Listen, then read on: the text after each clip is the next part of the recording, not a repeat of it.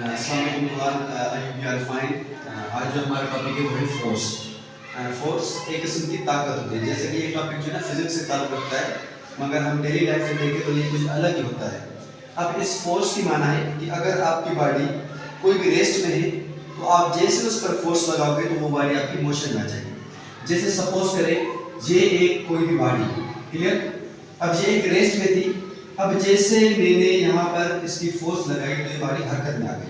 तो इसे इजीली कह सकते हैं किसी भी बॉडी को पुल एंड पुश करना, तो उसको हम कहते हैं फोर्स। क्लियर।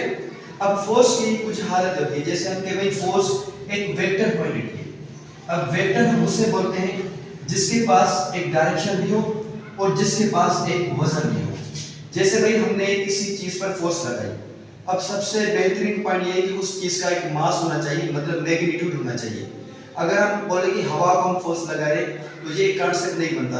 अगर मैं कहूँ मैं इस मार्कर पर फोर्स लगा रहा हूँ तो बिल्कुल बात है कि मार्कर पर एक वजन है, मार्कर का एक मैग्नीट्यूड है। अब जैसे मैं इस पर फोर्स लगाऊंगा तो इसका एक परफेक्ट डायरेक्शन होगा, इसलिए हम कहते हैं कि ये जो है ना एक वेक्टर क्वांटिटी है।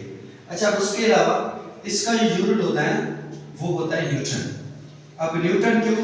क्योंकि जिसने फोर्स को इजाद किया, जिसने फोर्स के बारे में सोचा, उसका नाम न्यूटन था।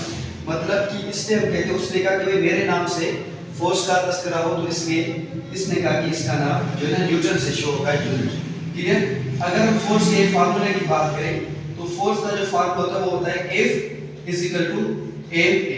अब m तो हम मानते हैं भाई ये एक मास हो गया, किसी भी चीज पर फोर्स लगाने के लिए मास की जरूरत है, और a की माना है एक्सेलरेशन।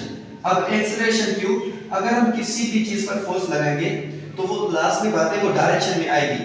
जब वो चीज डायरेक्ट हमने फोर्स लगाई है, जैसे इस जो है ना मास पर हमने फोर्स लगाई है, तो ये एक डायरेक्शन तय करेगा, आगे जाएगा। तो डायरेक्शन तय करने से इसकी स्पीड चेंज होगी, हर किसी सेकंड मीटर पर स्पीड चेंज होगी, तो उस वक्त वहां पर एक्सेलरेशन प्रोड्यूस होगी।